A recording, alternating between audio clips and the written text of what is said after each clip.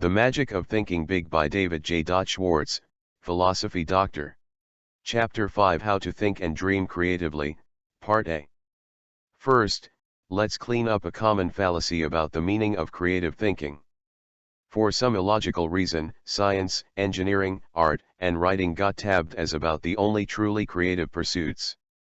Most people associate creative thinking with things like the discovery of electricity or polio vaccine, or the writing of a novel or the development of color television.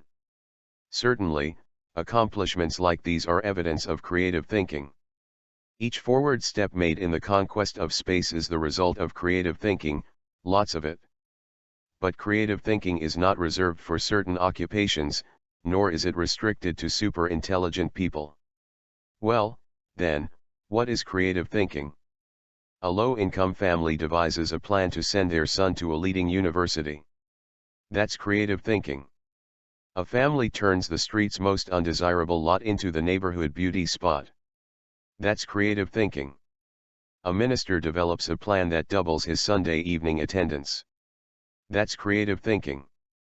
Figuring out ways to simplify record keeping, selling the impossible customer, keeping the children occupied constructively, making employees really like their work, or preventing a certain quarrel, all of these are examples of practical, everyday creative thinking.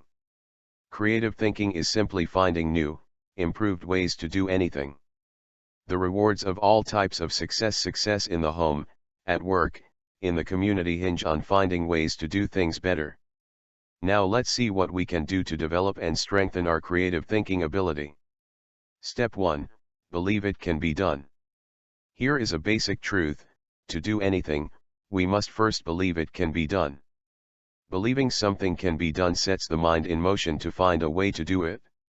To illustrate this point of creative thinking in training sessions, I often use this example. I ask the group, how many of you feel it is possible to eliminate jails within the next 30 years?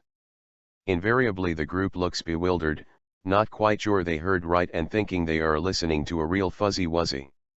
So after a pause I repeat, how many of you feel it is possible to eliminate jails within the next 30 years?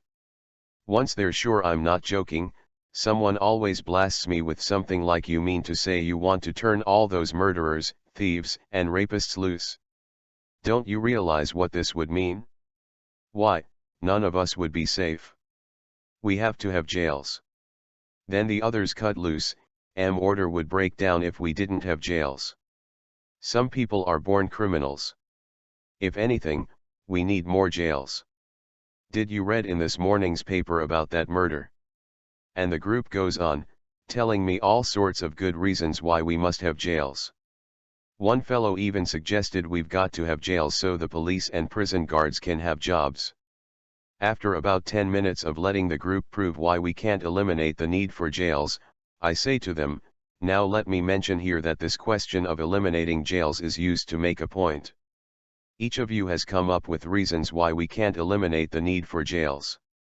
Will you do me a favor? Will you try extra hard for a few minutes to believe we can eliminate jails? Joining in the spirit of the experiment, the group says, in effect, oh, well, but just for kicks. Then I ask, now, assuming we can climate jails, how could we begin? Suggestions come slowly at first. Someone hesitantly says something like, well, you might cut down crime if you established more youth centers.